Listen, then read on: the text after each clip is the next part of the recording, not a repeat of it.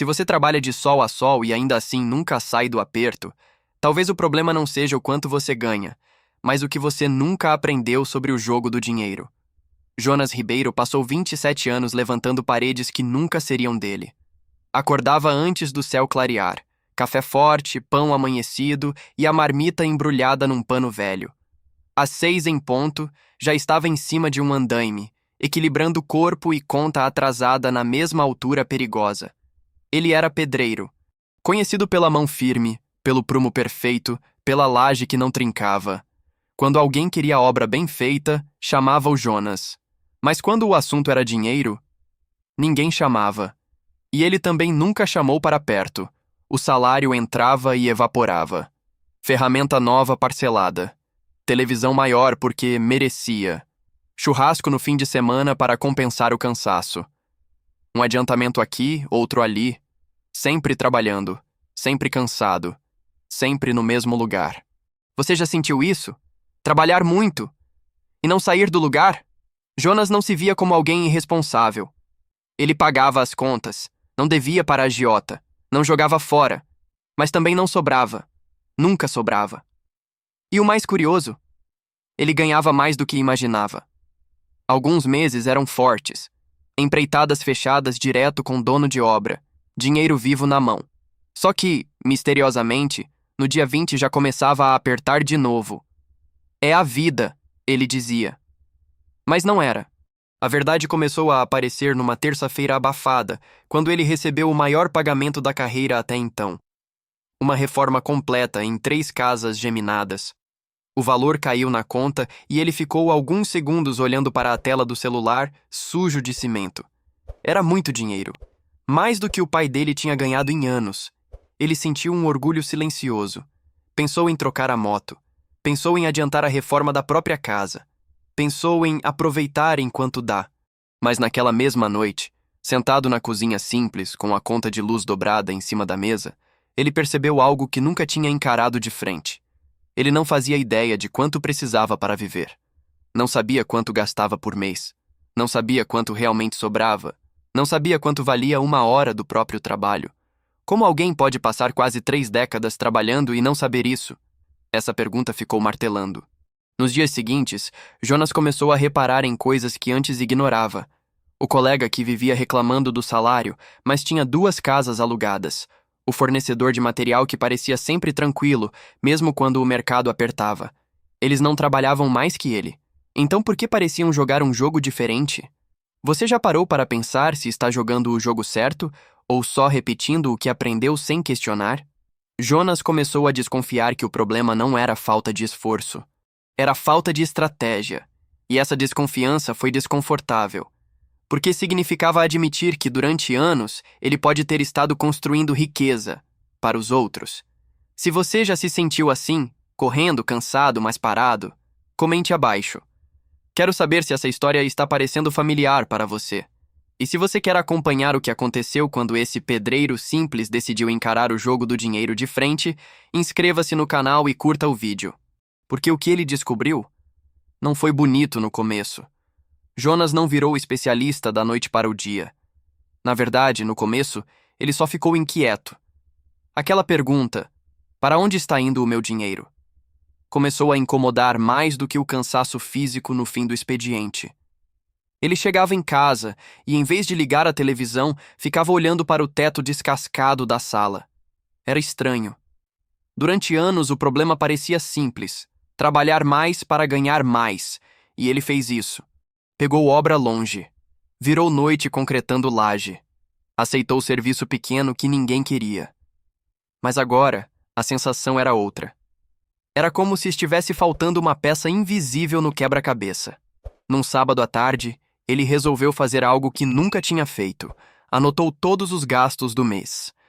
Conta de água, luz, mercado, parcela da moto, ferramentas, material que ele mesmo comprava para facilitar a obra.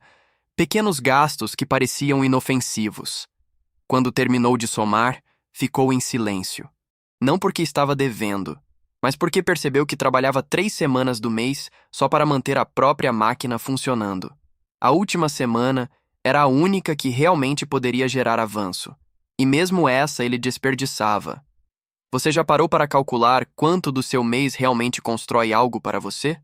Jonas começou a notar outro detalhe. Ele misturava tudo. Dinheiro da casa com dinheiro da obra.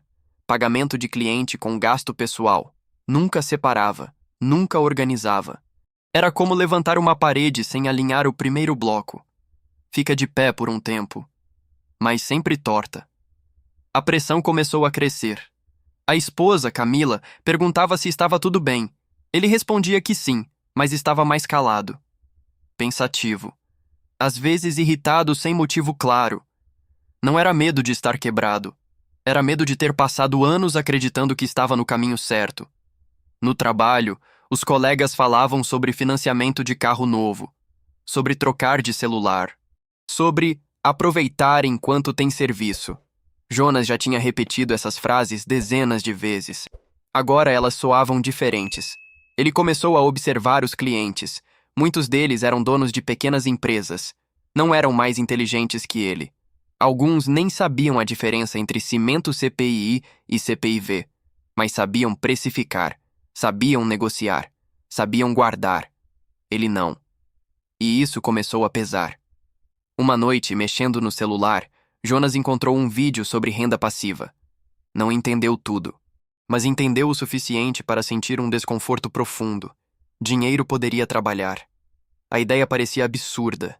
Ele sempre acreditou que dinheiro vinha de suor, de braço, de coluna doendo. Mas e se existisse outro jeito? Não era ganância. Era uma pergunta simples. Até quando meu corpo vai aguentar? Você já se fez essa pergunta?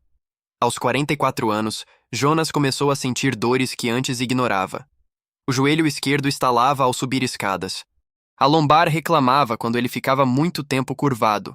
Se ele parasse, a renda parava. Isso não era liberdade, era dependência. Ele começou a pesquisar escondido, sem contar para ninguém. Tinha vergonha de parecer sonhador demais. Pedreiro falando de investimento soa quase como piada em roda de obra. Mas algo dentro dele dizia que continuar do mesmo jeito seria mais perigoso do que tentar entender o que não conhecia. Só que quanto mais ele aprendia, mais percebia o tamanho do erro que vinha cometendo há anos, e a ficha ainda não tinha caído completamente. Jonas começou a testar pequenas mudanças, e foi aí que a tensão realmente começou.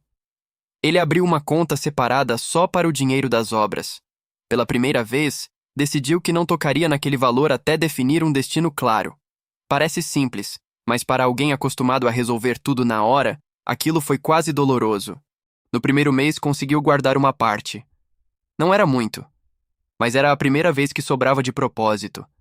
Só que guardar trouxe um novo problema. O que fazer com aquilo? Deixar parado parecia desperdício. Investir parecia arriscado. Ele ouvia histórias de gente que perdeu dinheiro tentando fazer render. Tinha medo de virar mais um. Você teria coragem de mexer em algo que levou décadas para conseguir juntar? Ao mesmo tempo, a vida continuava pressionando. A moto começou a falhar. O filho mais velho falou em fazer um curso técnico. A geladeira deu sinais de que estava nos últimos meses. Cada imprevisto parecia testar a decisão dele. Jonas começou a perceber outro erro antigo. Ele aceitava qualquer obra, por qualquer preço, com medo de perder serviço. Nunca calculava margem. Nunca incluía desgaste de ferramenta, deslocamento, risco. Trabalhava muito, e às vezes quase de graça. Quando decidiu reajustar o valor de uma empreitada, o cliente torceu o nariz. Disse que outro pedreiro fazia mais barato. O coração de Jonas acelerou. Voltar atrás seria fácil. Sempre foi. Mas ele respirou fundo e manteve o preço. O cliente foi embora. Naquela noite, ele quase não dormiu. Pensou que tinha cometido uma loucura. Pensou que estava se achando mais do que era. Você teria mantido a posição? 2 dias depois, o mesmo cliente ligou de volta. O mais barato tinha desistido no meio do orçamento. Jonas fechou o contrato pelo valor que pediu. Foi ali que algo mudou. Ele entendeu que não era só sobre economizar. Era sobre valorizar o próprio trabalho, sobre jogar o jogo com consciência. Mesmo assim, o medo continuava. Ele começou a estudar investimentos básicos, renda fixa, fundos, juros compostos.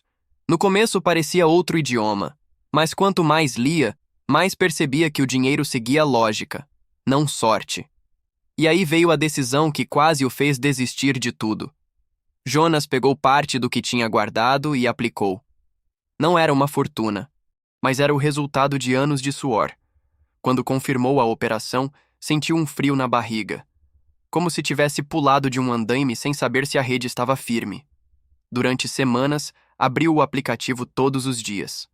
O valor subia centavos. Às vezes caía alguns reais. Cada oscilação parecia um teste emocional. Será que eu fiz besteira? Eu devia ter deixado parado? Eu estou tentando ser algo que não sou? A tensão não era sobre perder dinheiro. Era sobre abandonar a identidade de quem sempre viveu no aperto. Jonas começou a perceber que o maior risco não era investir, era continuar ignorando. Mas ele ainda não tinha entendido a peça mais importante do jogo. E quando finalmente entendeu, percebeu que o erro não começou no banco. Começou muito antes. Jonas passou semanas acreditando que o grande erro da vida dele tinha sido gastar demais. Não era. Também achou que o problema tinha sido não investir antes. Também não era. O verdadeiro erro estava escondido em algo que ele repetiu por quase 30 anos, sem perceber. Numa noite silenciosa, sentado à mesa com as anotações espalhadas, ele começou a rever todos os contratos antigos. Valores, prazos, tipo de obra. Foi então que algo chamou atenção. Em praticamente todas as obras grandes, ele fazia ajustes no meio do caminho. Acrescentava pequenos serviços sem cobrar. Resolvia problemas extras sem recalcular. Dava descontos para manter o cliente. Ele se orgulhava disso. Achava que era humildade. Mas não era.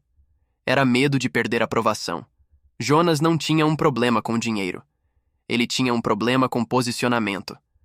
Durante anos, ele acreditou que, por ser pedreiro, precisava agradecer qualquer oportunidade, que não podia parecer exigente, que não podia falar de lucro. Enquanto isso, os donos das casas negociavam cada centavo, pediam desconto em material, exigiam prazo menor e depois revendiam os imóveis por valores muito maiores. Ele construía patrimônio, mas nunca construía o próprio. Percebe o tamanho disso?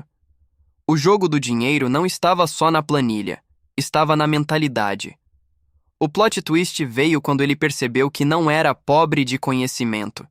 Ele sabia calcular metragem, volume, estrutura, resistência. Sabia planejar obra do zero, mas nunca aplicou a mesma lógica à própria vida financeira.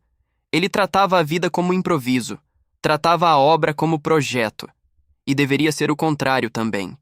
A maior virada não foi o primeiro investimento, foi a decisão de profissionalizar o que sempre fez de forma informal. Jonas começou a formalizar contratos com cláusulas claras, cobrar adiantamento, separar margem de lucro real, parar de misturar amizade com negociação. Alguns clientes se afastaram, mas outros, melhores, começaram a aparecer. Ele percebeu que, ao se posicionar diferente, começou a ser visto diferente. O dinheiro investido continuava rendendo devagar, mas algo muito maior estava acontecendo.